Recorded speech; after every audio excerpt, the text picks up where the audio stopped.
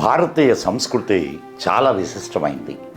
మన సంస్కృతిని మన ఆచార సాంప్రదాయాలతో పాటు మన పండుగలు తెలియజేస్తాయి. నిరంతర జీవన యానంలో అలసిపోయిన మనిషి మనస్సుకు ఆనందోత్సాహాలు కలిగించి మానవుల ఆలోచనలు దైవత్వం వైపు నడిపించే రోజులే పండుగలు. కేవలం వ్యక్తిని దృష్టిలో ఉంచుకుని కాకుండా మానవుని అన్ని అవసరాలను గమనిస్తూ ప్రకృతిలో జరిగే మార్పులను పరిగణనలోకి తీసుకుని మానవ సమూహాన్ని మంచి మార్గంలో నడిపించేటటువంటి విశిష్ట భావనగా మన పండుగలు ఏర్పరచబడ్డాయి. ప్రకృతికి మనిషికి ఉన్న అనుసంధానాన్ని తెలిపే పండుగ ఈ సంక్రాంతి పండుగ. సం అంటే విశేషమైన మరియు మిక్కిలి అనే అర్థాలు ఉన్నాయి. క్రాంతి అంటే అభ్యుదయం అని అర్థం. సంక్రాంతి అంటే విశేషమైన అభ్యుదయాన్ని ఇచ్చే పండుగ అని. నమస్తే సదావత్సలే మాతృభూమే. నమస్కారం మిత్రులారా, నేను మీ మదన్ గుప్తా. ఈరోజు మనం సంక్రాంతి పండుగ విశిష్టతను గురించి తెలుసుకుందాం. మొదటగా సంక్రాంతి యొక్క పౌరాణిక ప్రాశస్త్యాన్ని గురించి తెలుసుకుందాం. సూర్యుడు తన కుమారుడైన శనిని కలుసుకునే రోజు మకర సంక్రాంతి. శని మకర రాశికి అధిపతి. అంటే సూర్యుడు మకర రాశిలో ప్రవేశించేటటువంటి సమయం. మహాభారతంలో భీష్మ పితామహుడు అంపశయ్యపై ఉండి సూర్యుడు మకర సంక్రమణం చేసిన తరువాత ప్రాణాలను వదులుతాడు. సంక్రాంతి రోజు నుండే ఉత్తరాయణ పుణ్యకాలం మొదలవుతుంది. మరొక కథ. శ్రీకృష్ణుడు అసురులందరినీ చంపి మందర పర్వతం కింద కప్పిపెడతాడు. అసురీ శక్తుల నుండి విముక్తి, దైవీ శక్తులకు ఆహ్వానంగా ఈ పండుగను జరుపుకుంటారు. ఇలా పురాణాల్లో అనేక కథలు మకర సంక్రాంతికి సంబంధించి మనకు కనిపిస్తాయి. ఉత్తరాయణం దేవతలకు, దక్షిణాయనం పితృదేవతలకు ప్రీతికరమైందిగా భావిస్తారు. మకర సంక్రాంతి నుండి ఉత్తరాయణం ప్రారంభం అవుతుంది. సూర్యుని సంచారాన్ని 2 భాగాలుగా చేస్తే సూర్యుడు భూమధ్య రేఖకు ఉత్తర దిశగా ఉన్నప్పుడు ఉత్తరాయణం అని, అంటే సంక్రాంతి నుండి జూలై మధ్య భాగం వరకు. ఈ కాలంలో సూర్యుడు ఉత్తరం వైపు వాలుతూ కనిపిస్తాడు. సూర్యుడు భూమధ్య రేఖకు దక్షిణ దిశలో ఉన్నప్పుడు దక్షిణాయనం, అంటే జూలై మధ్య భాగం నుండి మరలా సంక్రాంతి వచ్చే వరకు. ఈ కాలంలో సూర్యుడు దక్షిణం వైపు వాలుతూ కనిపిస్తాడు. సూర్యుడు 6 మాసాలు ఉత్తరం వైపు, 6 మాసాలు దక్షిణం వైపు ఉంటాడు. పగటి సమయం ఎక్కువగా ఉత్తరాయణంలో, రాత్రి సమయం ఎక్కువగా దక్షిణాయనంలో ఉంటాయి. 2000 ఏళ్ల క్రితం నాటి వరాహమిహిరుని గ్రంథాల్లో, 1600 సంవత్సరాల నాటి భాస్కరాచార్యుని సిద్ధాంత శిరోమణిలో ఈ సంక్రాంతుల గురించి, ఇవి సృష్టించేటటువంటి మార్పుల గురించి స్పష్టంగా రాయబడింది. ముందే చెప్పుకున్నట్టు ప్రకృతికి మనిషికి అనుసంధానమైన పండుగ ఈ సంక్రాంతి పండుగ. సంక్రాంతి నుండి ప్రకృతిలో అనేక మార్పులు సంభవిస్తాయి. ఇప్పటి వరకు ఉన్న చీకటి రోజులు పోయి వెలుగు రోజులు వస్తాయి. ఉత్తరాయణంలో పగటి కాలం ఎక్కువగా ఉంటుంది, దక్షిణాయనంలో రాత్రికాలం ఎక్కువగా ఉంటుంది. దక్షిణాయనంలో మనుషులలో పచన శక్తి చాలా తక్కువగా ఉంటుంది. అంటే తిన్న ఆహారం అరగడానికి ఎక్కువ సమయం తీసుకుంటుంది, అజీర్ణ సమస్యలు ఎక్కువగా ఉంటాయి. ఈ విషయాన్ని దృష్టిలో ఉంచుకునే దక్షిణాయనంలో నూనె వస్తువులు ఎక్కువగా తినవద్దని, సులభంగా అరిగే ఆహారం తీసుకోమని పెద్దలు చెబుతారు. అంతేకాకుండా దక్షిణాయనంలో శక్తి ఆరాధన ఎక్కువగా ఉంటుంది. మనిషికి దక్షిణాయనంలోనే ఎక్కువ బ్యాక్టీరియల్, వైరల్ అటాక్స్ కూడా ఉంటాయి.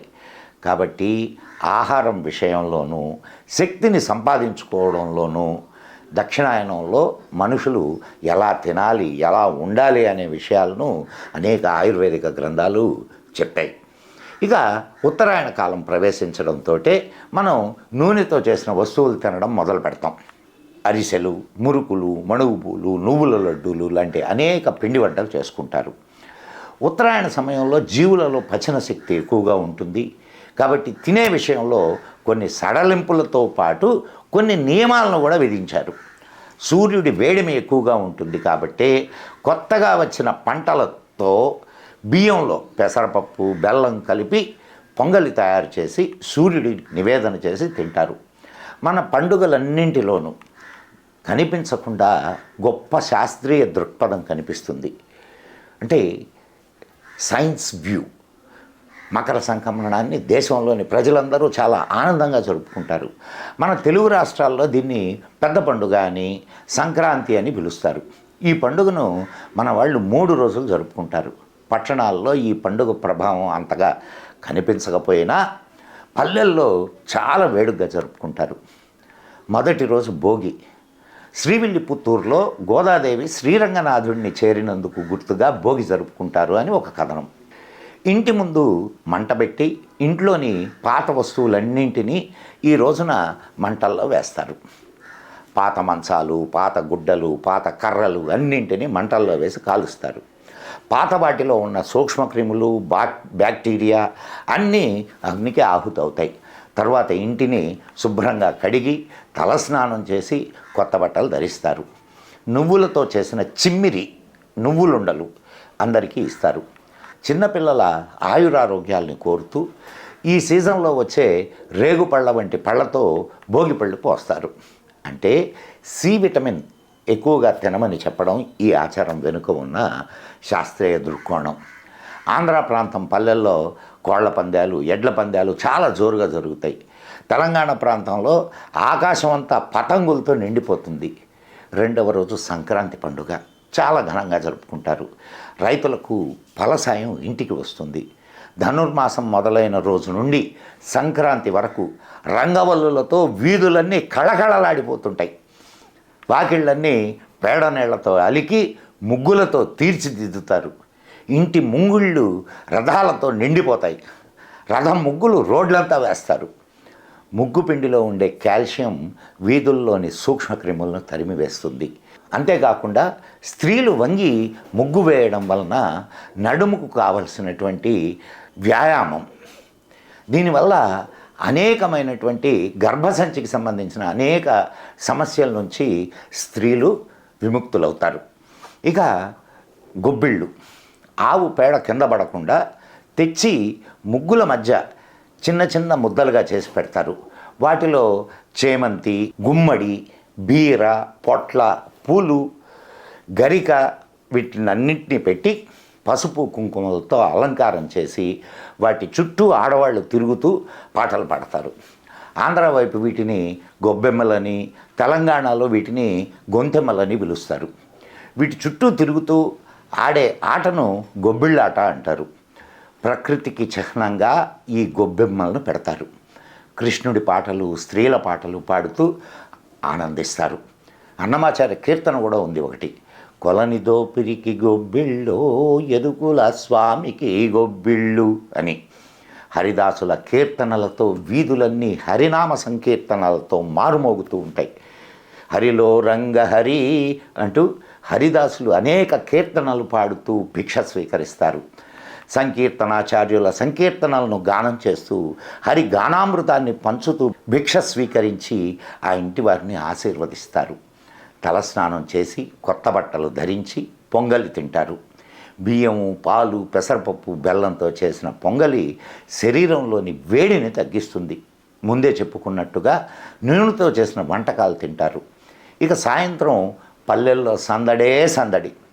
కోళ్ల పందాలు, పొట్టేళ్ల పందాలు, ఎడ్ల బండ్ల పందాలు, ఎడ్లు బండల్లాగే పోటీలు, ఎన్నెన్నో. ఆ సందడి మన చెప్పనలివి కాదు. ఈ పోటీలు, పందాలు అన్నీ పశుపోషణను ప్రోత్సహిస్తాయి. మూడవ రోజు కనుమ. తమకు తోడుగా ఉండి వ్యవసాయంలో సాయం చేస్తున్న పశువులను, పరికరాలను శుభ్రంగా కడిగి పూజలు చేస్తారు. యజమానులు తమ పనివాళ్లకు చీరలు, పంచలు, డబ్బులు, పిండి వంటలు ఇచ్చి పనివాళ్లను గౌరవిస్తారు. ఇక మన తెలుగు రాష్ట్రాల్లో మాత్రమే ఈ సంక్రాంతి జరుపుకుంటారా అంటే మొత్తం దేశమంతా ఈ పండుగను జరుపుకుంటుంది. కాకపోతే అక్కడ పేర్లు వేరే ఉండొచ్చు, ఆచార వ్యవహారాలు వేరే ఉండొచ్చు. అవి కూడా మనం ఒక్కసారి చూద్దాం. తమిళనాడులో ఈ పండుగను పొంగల్ అని, భోగి అని పిలుస్తారు. బియ్యం, పెసరపప్పు, పాలు, బెల్లం అన్నీ కలిపి పొంగలి చేస్తారు. కనుమ రోజు బంధువులు, స్నేహితుల ఇళ్లకు వెళ్ళి అందరూ ఒకరినొకరు గ్రీట్ చేసుకుంటారు. ఇది వాళ్లకు ఒక సోషల్ బైండింగ్ను పెంపొందిస్తుంది. పంజాబ్లో ఇది చాలా సంతోషంగా జరుపుకునే పండుగ. దీన్ని లోహ్రీ అంటారు. అగ్నిని వెలిగించి దాని చుట్టూ ఆడవాళ్ళు మగవాళ్ళు రంగురంగుల దుస్తులు ధరించి నృత్యాలు చేస్తారు. మగవాళ్ళు చేసే నృత్యాన్ని భాంగ్రా అని, ఆడవాళ్ళు చేసే నృత్యాన్ని గిడ్డా అని అంటారు. నృత్యం అయిన తర్వాత మకిడి రోటీ అంటే మిల్లెట్లతో చేసిన రోటీలను తయారు చేసుకుని తింటారు. బెల్లం, వేరుశనగ పప్పు, పేలాలు ఇంకా అలాంటి పదార్థాలు తయారు చేసుకుని తింటారు. గుజరాత్లో దీన్ని ఉత్తరాయణ్ అంటారు. దేశంలోని ఇతర ప్రదేశాల్లో జరుపుకునేలాగే ఈ పండుగను గుజరాతీలు చాలా వేడుకగా జరుపుకుంటారు. మన తెలంగాణ లాగానే గుజరాత్లో కూడా రంగురంగుల గాలిపటాలు ఎగరవేసి సూర్యుడిని గ్రీట్ చేస్తారు.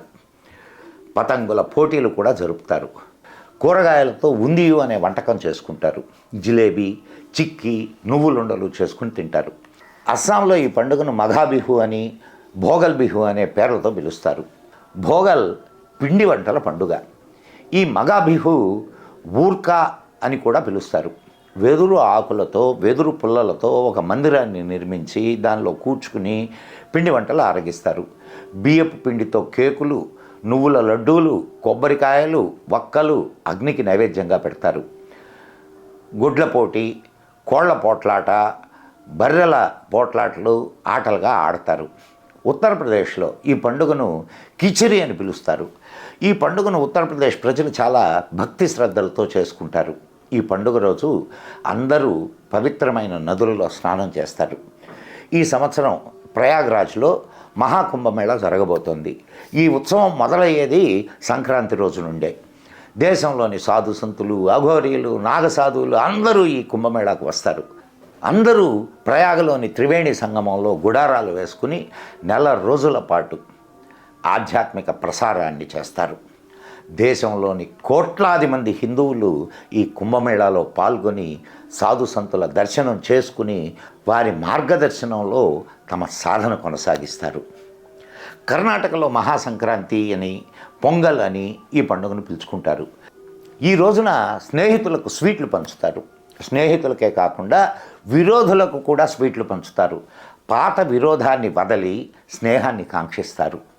రైస్ కిచిడి, బెల్లం, వేరుశనగపప్పు, బఠానీలు, కొబ్బరి, ఆవాలు వేసి దంచిన లడ్డూలు చేసుకుంటారు.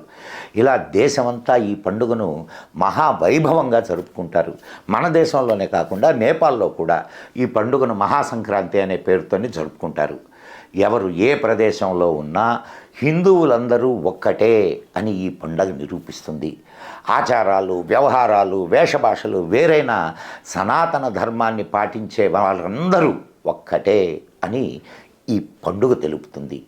పండుగలన్నీ హిందువులలో ఆధ్యాత్మికతను, ఆనందాన్ని, ఐక్యతను సాధించడానికే కాకుండా ప్రకృతిని గౌరవిస్తూ ప్రకృతితో కలిసి బ్రతికే విధానాన్ని సనాతన ధర్మం బోధిస్తుంది.